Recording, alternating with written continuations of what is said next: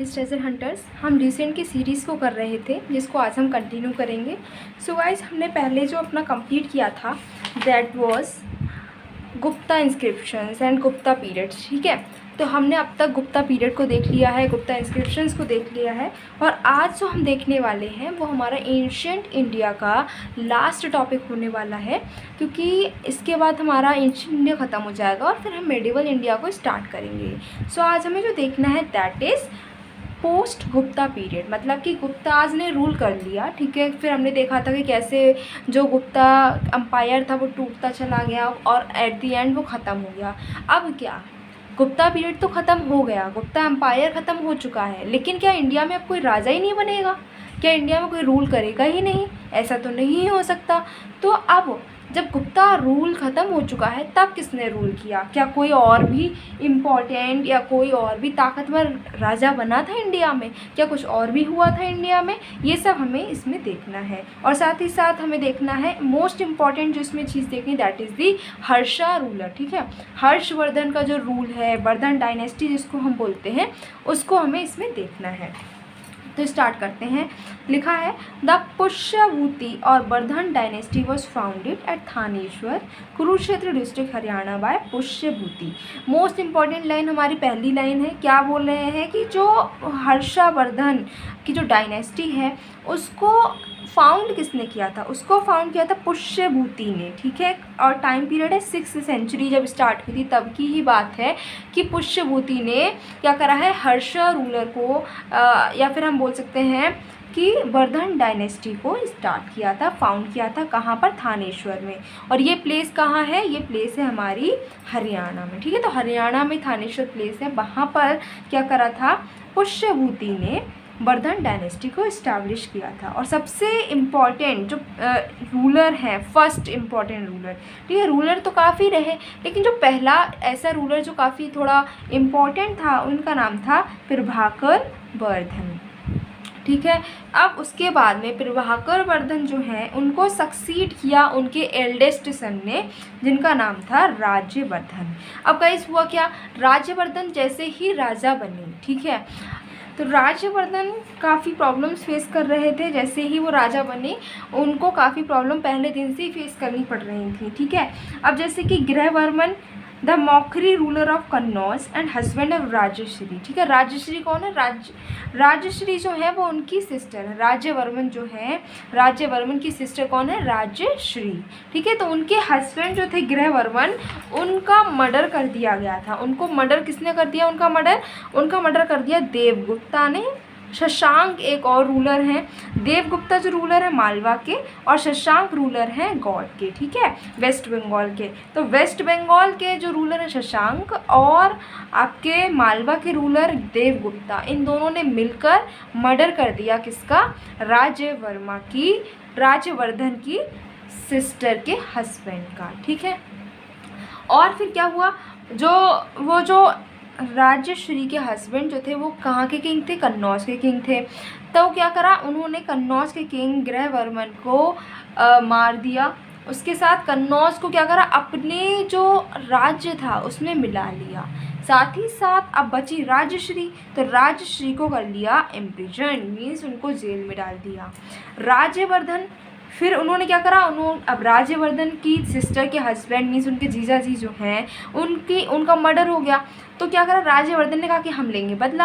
तब उन्होंने क्या किया, देवगुप्ता जो थे उनके अगेंस्ट मोर्चा निकाल दिया और क्या करा, उनको मार दिया। देवगुप्ता जिन्होंने उनके जो सिस्टर के हस्बैंड थे उनको मारा था, तो बदले में फिर राज्यवर्धन ने देवगुप्ता को मार दिया। लेकिन शशांक को नहीं मार पाए, बल्कि हुआ ये कि शशांक ने राज्यवर्धन को मार दिया। अब जब ये सब चल रहा था कि देवगुप्ता मर रहे हैं, फिर राज्यवर्धन को शशांक ने मार दिया, तब इसी बीच में मौका मिल गया राजश्री को। और राजश्री जो जेल में थी उस टाइम पर इम्प्रिजन्ड थी, वो भाग गई, वहाँ से बचकर भाग निकली और चली गई वो सेंट्रल इंडिया के जंगलों में जाकर छिप गई। ये तो जो अभी तक हमने फेज देखा है that was of Rajyavardhan.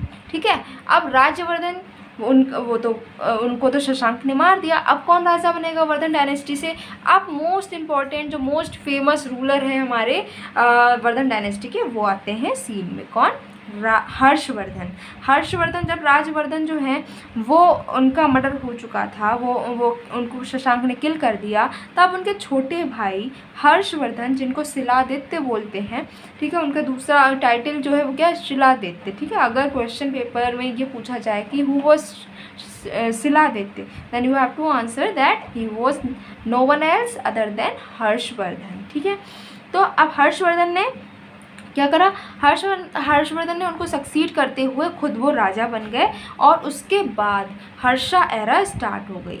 After ascending the throne, Harsha first rescued his widowed sister Rajyashri from the Vindhyan forest where she was going to throw herself from in the fire. तो क्या हुआ कि जब वो राजा बने तो पहला काम उन्होंने क्या किया? उन्होंने ये करा कि उन्होंने सबसे पहले अपनी बहन को बचाया, जो कि जंगलों में छिपी हुई थी, वहाँ से उन्होंने बचाया। और जब वो बचाए तो उनको पता चला कि उनकी बहन खुद को आग लगाकर ख़त्म करने वाली थी जब वो वहाँ बचाने पहुँचे। ठीक है, तो उन्होंने ऐसे अपनी बहन को बचा लिया। किसको? राजश्री को। Harsha droved out Shashank from Kannauj who had occupied it after killing of Rajyavardhan.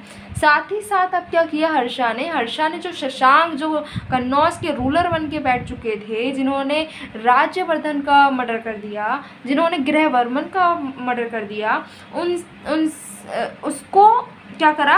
Harsha ने उससे बदला लेना चाहा। ठीक है, क्योंकि उसके भाई, हर्षा के भाई, उसके जीजा, उन दोनों का ही मर्डर हो चुका था। और वो भी किसने किया? शशांक ने। तो शशांक से बदला लेने के लिए हर्षा ने क्या किया? शशांक को कन्नौज से बाहर निकाला और फिर कन्नौज पे अपना राज जमाया। किसने? हर्षा ने। ना केवल राज जमाया बल्कि कन्नौज को अपनी कैपिटल भी बना लिया। हर्षा उसके बाद में ईस्ट की तरफ बढ़ने लगे, जहाँ पर शशांक भाग गया था। ठीक है, जिससे कि वो बदला ले सकें, जो मौत हुई है उनका बदला ले सकें। लेकिन हर्षा पहली बार में तो सक्सेसफुल नहीं हुए, लेकिन दूसरी बार में जब शशांक मर गया तब मगध और शशांक का पूरा राजपाट जो है वो किसके अंडर आ गया? हर्षा के अंडर आ गया। हर्षवर्धन ने फिर ध्रुव सेना जो है, ध्रुव सेना बल्लवी के जो किंग थे ध्रुव सेना, उनको हराया। उसके बाद में हर्षा ने क्या करा? हरा तो दिया लेकिन उनको मारा नहीं, बल्कि उनको वहीं पर फिर से किंग बना दिया। किसको? ध्रुव सेना को हराकर फिर से वहीं पर उनको किंग बना दिया। क्यों? जिससे कि अगर कोई वेस्ट से हर्षा के एम्पायर पर अगर आक्रमण करेगा तो उससे ध्रुव सेना पहले लड़ेंगे। तो एक बफर जोन बना दिया। कहाँ पर? इन्होंने बल्लावी में। ठीक है, और साथ ही साथ एक और अच्छा काम किया इन्होंने। क्या किया? इन्होंने अपनी जो बेटी थी, हर्षवर्धन की बेटी थी, उसकी शादी करवा दी ध्रुव सेना के ही साथ में। ध्रुव सेना के साथ में उसकी शादी हो गई और साथ ही साथ जो ध्रुव सेना थे उनको फिड्यूएटरी बना दिया। मतलब कि क्या? जैसे अपने जो स्टेट्स होते हैं तो स्टेट्स में सीएम है, ऐसे ही फिड्यूएटरी बना दिया। फिर है द कोर्स ऑफ हर्षास कॉन्क्वेस्ट जो है, उसमें पहले तो हर्षवर्धन थे हमेशा हर जगह पर जीतते जा रहे थे, लेकिन उनको लगा एक भारी धक्का। वो धक्का कैसे लगा? जब वो डेक्कन प्लेट्यू को पूरा एक्वायर करने जा रहे थे, वो साउथ इंडिया की तरफ बढ़ रहे थे, तब क्या हुआ? पुलकेशिन सेकंड जो चालुक्य डायनेस्टी के जो किंग थे उनसे उनका सामना हुआ। और जब पुलकेशिन सेकंड के साथ में उनका युद्ध हुआ तब क्या हुआ? हर्षा वहाँ पर हार गए। ठीक है, तो हर्षा वहाँ पर हार गए और चालुक्य ने जो है हर्षा को बोला है कि वो नॉर्थ कंट्री जो है, नदर्न कंट्री के क्या है? लॉर्ड हैं, ऐसा बोला गया है। जो एरिया उनके कंट्रोल में था, हर्षवर्धन के कंट्रोल में, हर्षवर्धन के रूल के अंडर जो एरिया था वो कौन कौन सा था? नदर्न इंडिया पूरा आता था, ईस्टर्न राजस्थान आता था, गंगा वैली आती थी, असम तक जितनी गंगा वैली फैली हुई है वो सब कुछ उन्हीं के अंडर आता था। फिर हर्षा मेंटेन डिप्लोमेटिक रिलेशंस, जो हम इंटरनेशनल रिलेशंस आज भी पढ़ते हैं, वो इंटरनेशनल रिलेशंस हर्षा ने भी अपने यहाँ पर अपने रूल में इस्टेब्लिश किए थे। कैसे? उन्होंने डिप्लोमेटिक रिलेशंस चाइना के साथ में बनाए थे। उन्होंने अपने दूत जो है वो ताइसुंग के एम्पायर में भेजे थे, उनके क्या कहते महल में भेजे थे। फिर ठीक है, फिर 3 चाइनीज़ मिशन जो थे वो उनके कोर्ट में आए। हुइनसेंग जिनके बारे में हमने बहुत सुना है, वो हुइनसेंग कब आए हैं, हर्षा के पीरियड में ही आए हैं। तो ये अगर क्वेश्चन बन जाए कि हुइनसेंग किसके रूल में आए थे, then you have to answer that he has arrived in the empire of Harsha.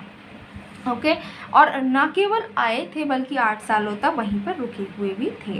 हुइनसेंग ने बताया है कि जो हर्षा हैं वो 2 बहुत बड़ी असेंबलीज़ को उन्होंने सेलिब्रेट किया है। एक थी कन्नौज असेंबली, ठीक है, जहाँ पर जो है बुद्धिज़्म के महायान सेक्ट जो है उसको काफ़ी पॉपुलर किया गया, और दूसरी थी प्रयाग असेंबली, जो अभी हमारे कुंभ होता है वो कुंभ इसी उससे जो है प्रयाग असेंबली से ही इंस्पायर्ड है। ठीक है, नेक्स्ट इज हर्षवर्धन जो थे वो शैव थे, मतलब शिव जी के भक्त थे, लेकिन उन्होंने और जितने भी रिलीजियस सेक्ट्स हैं उन सबको भी काफ़ी रिस्पेक्ट देते थे। और ऐसे ही थे हुइनसेंग भी। हुइनसेंग वैसे तो बुद्धिस्ट थे लेकिन वो सारे भगवान को रिस्पेक्ट देते थे। हुइनसेंग ने बोला है कि जो नालंदा यूनिवर्सिटी है उसको चलाने के लिए 100 गाँव का टैक्स आता था, लेकिन वो सारा पे कौन करता था, वो ग्रांट कौन करता था, हर्षवर्धन करते थे। अब जो है हर्षवर्धन की डेथ हो गई कब, 647 AD में। हर्षवर्धन का कोई भी वारिस नहीं था, इसी वजह से क्या हुआ कि उनका जब डेथ हुई तब उनके जो एक मंत्री थे अरुणाश्व ने क्या करा, वहाँ पर रूल करना स्टार्ट किया, वो राजा बन गए। हर्षवर्धन के बारे में अगर हम थोड़ी और जानकारी लेने की कोशिश करते हैं तो हर्षवर्धन न केवल लर्निंग में ही अच्छे थे, न केवल वो ज्ञानी थे, बल्कि उन्होंने 3-4 बुक्स भी लिखी हैं, ड्रामास लिखे हैं, ऑथर भी बहुत अच्छे थे। उन्होंने 3 संस्कृत प्लेज लिखे हैं, नागनंदा, रत्नावली एंड प्रियदर्शिका। उन्हीं के ही कोर्ट में एक बनवट नाम के पोइट थे, ऑथर थे, जिन्होंने हर्ष चरित्र लिखी है। तो ये क्वेश्चन वेरी इंपॉर्टेंट, ये पूछा जा सकता है कि हर्ष चरित्र के राइटर कौन है, ऑथर कौन है, then you have to answer बनवट। ठीक है, और बनवट के अलावा भी कादम्बरी, मयूर, जिन्होंने मयूर शतक एंड सूर्य शतक लिखा है, ये भी उन्हीं के कोर्ट में मौजूद थे। हर्षा ने अपने एम्पायर को किसके जो है लाइंस पर, किसको फॉलो करते हुए एडमिनिस्टर किया था, अगर ये पूछा जाए then you have to answer कि हर्षा ने गुप्ता से इंस्पायर होकर ही अपने एम्पायर को एडमिनिस्टर किया था। सो गाइज ये कहानी तो हमारी हो गई है हर्षवर्धन के बारे में, हर्षवर्धन के रूल के बारे में। ठीक है, साथ ही साथ वर्धन डायनेस्टी यहाँ पर समाप्त होती है हमारी। नेक्स्ट हमें जो देखना है दैट इज़ साउथ इंडिया, जहाँ पर हमारे हर्षवर्धन नहीं पहुँच पाए, तो वहाँ पर किसका रूल था, राइट। तो सबसे पहले देखना है चालुक्य ऑफ बातापी और बादामी। ठीक है, तो चालुक्य और बादामी, ठीक है, वाकाटक जो पावर थी उसको सक्सीड किसने किया था, चालुक्य ने किया था। चालुक्य कैपिटल का नाम क्या था, बातापी, या फिर बादामी कहाँ पर है, कर्नाटक में। पुलकेशिन सेकंड जो हैं वो ही ऐसे राजा थे जिन्होंने हर्षवर्धन को डेक्कन में आगे नहीं बढ़ने दिया, अदरवाइज़ हर्षवर्धन डेक्कन में भी अपना रूल जमा लेते, रूल करते वहाँ पर, लेकिन क्या हुआ था हमने अभी देखा है कि पुलकेशिन सेकंड से हर्षवर्धन हार गए थे। अयोल इंस्क्रिप्शन, ये बहुत इंपॉर्टेंट, ये पूछा जाता है, तो ये कहाँ पर है, कर्नाटक में है। ठीक है, रवि कीर्ति के द्वारा इस पर कुछ लिखा गया है। फिर है इन्होंने चालुक्य जो किंग्स थे पुलकेशिन, उन्होंने अपने जो दूत थे उनको पर्शियन किंग खुसरो सेकंड के यहाँ पर भी अपने जो दूत थे उनको भेजा था। हुइनसेंग हर्षवर्धन के टाइम पर आया था, साथ ही साथ वो चालुक्य किंग्स जो थे उनके कोर्ट में भी गया। पल्लव रूलर नरसिंहवर्मन जो हैं, जिनको मामल कहते हैं, वो उन्होंने पुलकेशिन सेकंड को हराया। पुलकेशिन सेकंड ने हर्षवर्धन को हराया और पुलकेशिन सेकंड को नरसिंहवर्मन ने हराया, और उसके बाद में बातापी को कॉन्कर कर लिया, और साथ ही साथ में इसी के साथ उन्होंने अपने आप को एक टाइटल दिया, दैट वाज बातापी कोंडा। तो ऐसे ही फिर हमने देखा कि कैसे जो वाकाटक पावर थी उसको फिर हटाया गया, चालुक्य राजा बने, चालुक्य की पावर जो थी उसको हटाकर राष्ट्रकूट वो बन गए थे किंग्स। अब दूसरी चीज़ जो देखनी है वो है बेसर स्टाइल या फिर डेक्कन स्टाइल। ये चीज़ क्या है, ये बता रहा है जैसे हमने जब आर्ट एंड कल्चर हम आगे पढ़ेंगे, ठीक है। वैसे अगर आपने पढ़ा हो तो आपको पता होगा कि आर्ट एंड कल्चर में हम पढ़ते हैं टेम्पल्स के स्ट्रक्चर, ठीक है, क्या टेम्पल्स के आर्किटेक्चर के बारे में जब हम पढ़ते हैं, then there we study about the Vesara style, ठीक है। तो बेसर स्टाइल को स्टार्ट किसने किया था, देन यहाँ पर क्या लिखा, यही लिखा है कि चालुक्य जो हैं उन्होंने बेसर स्टाइल में टेम्पल्स को बनवाना स्टार्ट किया था, ठीक है। लेकिन स्टार्ट तो जो चालुक्य ने ही कर दिया था, लेकिन जैसे हमने देखा कि चालुक्य को हटाकर जो पावर में किंग बने दैट वर राष्ट्रकूट। तो राष्ट्रकूट जो थे उन्होंने उसको बहुत पॉपुलर किया, मेजर जो उसमें इम्प्रूवमेंट उसको फेमस करने का हाथ है वो राष्ट्रकूट के श्रेय जाता है इसका। लेकिन इसको जो स्टार्टिंग की गई है that was done by the Chalukya rulers. अब इन्होंने कौन कौन से टेम्पल्स बनवाए हैं ये भी क्वेश्चन आ जाता है। तो देखो यहाँ पर है Meguti temple, Ladkhan temple, Durga temple, Papanath temple, Virupaksha temple and Sangameshwar temple. ये जो टेम्पल्स हैं ये इन्होंने बनवाए थे। किसी स्टाइल में है, बेसर स्टाइल में है। Now Pallavas of Kanchi. अब हमने किसके बारे में पढ़ा, चालुक्य के बारे में पढ़ा है। Next we are going to study about Pallava. कहाँ के हैं, कांची के हैं। ये पल्लवास के बारे में बहुत कंट्रोवर्सी रहती है कि पल्लवास कहाँ से आई, ये अभी भी कंट्रोवर्सी ही चल रही है। कोई कहता है कि जो पल्लवास हैं वो वहाँ के लोकल ट्राइब्स हैं, कोई कहता है कि वो कहीं से दूर से आए थे, यहाँ पर आकर बस गए थे। तो ये अभी भी कंट्रोवर्सी काफ़ी चल रही है कि जो पल्लवास हैं वो आखिर आए कहाँ से थे। लेकिन अभी ज़्यादातर जो माना जाता है वो यही माना जाता है कि पल्लवास वर लोकल ट्राइब्स थे और उसके बाद वो पावर में आए थे। नेक्स्ट, दे वर ऑर्थोडॉक्स ब्राह्मणिकल हिंदूज। वो ब्राह्मण्स थे, ठीक है, और साथ में उनकी कैपिटल क्या थी, कांची। कांचीपुरम की साड़ियाँ, GI टैग याद आया, सो दैट वाज कांची। फिर वो चालुक्य एंड पल्लव ने ट्राई किया कि वो अपनी सुप्रीमेसी जमा करें, ठीक है। वो ये बताते थे कि आप सुप्रीम नहीं हो, वी आर सुप्रीम। चालुक्य कहते थे मैं सुप्रीम हूँ और पल्लव कहते थे मैं सुप्रीम हूँ। कहाँ पर, किस लैंड पर, जो कृष्णा एंड तुंगभद्रा के बीच की जो लैंड है उस पर। फिर पल्लव किंग नरसिम्हा वर्मन जो हैं उन्होंने क्या करा, उन्होंने वातापी पर अपना कब्जा कर लिया उस पर, और फिर इन्होंने खुद को टाइटल दे दिया वातापी कोंडा। पहले किसने टाइटल दिया था वातापी कोंडा, पहले दिया था नरसिम्हा वर्मन ने, ठीक है। तो नरसिम्हा वर्मन ने जो हम पहले देख चुके हैं that Narasimha Varman is same Narasimha Varman here. फिर पल्लव जो है उन्होंने इंडियन कल्चर को साउथ ईस्ट एशिया में फैलाया है। तो ये क्वेश्चन बन सकता है कि which dynasty spreaded Indian culture in South East Asia, then you have to answer Pallavas. 8th century AD में पल्लवास जो इन्फ्लुएंस है वो कंबोडिया में बहुत ज़्यादा प्रीडोमिनेंट हो गया था, और वहाँ के जो मंदिर है जैसे जावा में है, कंबोडिया में है, या फिर अन्नम में है जो मंदिर, वहाँ पर हम पल्लव स्टाइल की शिखर, जो मंदिर के ऊपर एक चोटी जैसी बनी होती है पहाड़ जैसा, वो हम देख सकते हैं, दैट इज़ शिखर। अब बात करते हैं पल्लव आर्ट की। तो पल्लव जो हैं उन्होंने द्रविड़ स्टाइल में मंदिर बनवाए हैं, ठीक है। ये मंदिर कौन कौन से स्टाइल के, इसको हम जब हम आर्ट एंड कल्चर पढ़ेंगे देन हम इसको डिटेल में देखेंगे। लेकिन अभी आपको बस इतना याद रखना है कि पल्लव्स ने द्रविड़ स्टाइल में मंदिर बनवाने स्टार्ट किए थे, जो कि बहुत फेमस कहाँ पर हुए हैं, जब चोल किंग बने थे उन्होंने इसको फेमस किया, लेकिन स्टार्टिंग करी है पल्लव्स ने। डेवलपमेंट जो हुआ है द्रविड़ स्टाइल में 4 स्टेजेस में हुआ है। पहला Mahendra Varman group, then Mamalla group, then Rajasimha group and Aparajita group. ये 4 ग्रुप है। इसमें किसी ने केव बनवाई है, फिर किसी ने उसमें थोड़ा सा और मॉडिफिकेशन किया है, फिर किसी ने उसमें एक स्टोरी ऐड करी, किसी ने 2 स्टोरी ऐड करी। इस तरीके से डेवलपमेंट हुआ है, जो कि हम जब टेम्पल आर्किटेक्चर पढ़ेंगे तब उसको डिटेल में पढ़ेंगे। यहाँ पर बस हमें 4 जो आपकी स्टेजेस हैं ये हमें बस याद रखनी है, ठीक है।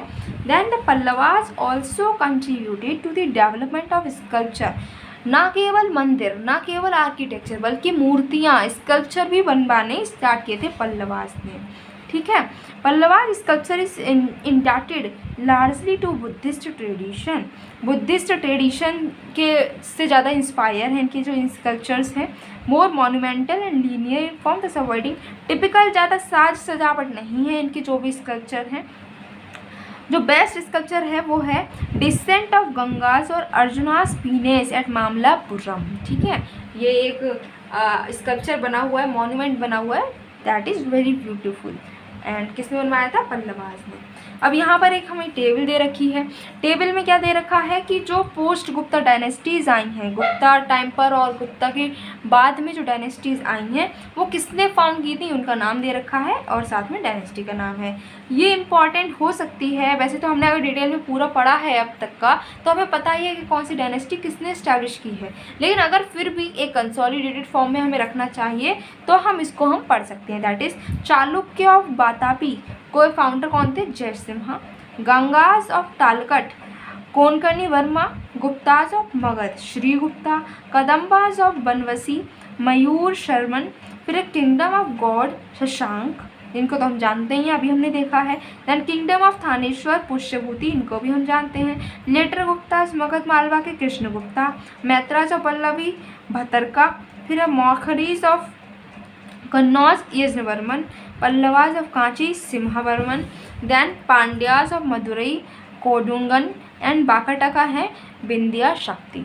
सो गाइज यहाँ पर जैसे हम देख सकते हैं कि एंशियंट इंडिया की जितनी भी हिस्ट्री थी हमने कंप्लीट कर ली है और इसके बाद मिडिवल इंडिया यहाँ से हमारी स्टार्ट होती है।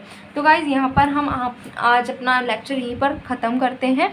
मिलते हैं नेक्स्ट वीडियो में मिडिवल इंडिया के साथ में। Till then keep your knowledge treasure hunting on, and if you like this video, if you feel that it is useful to you, then do subscribe us for new notifications.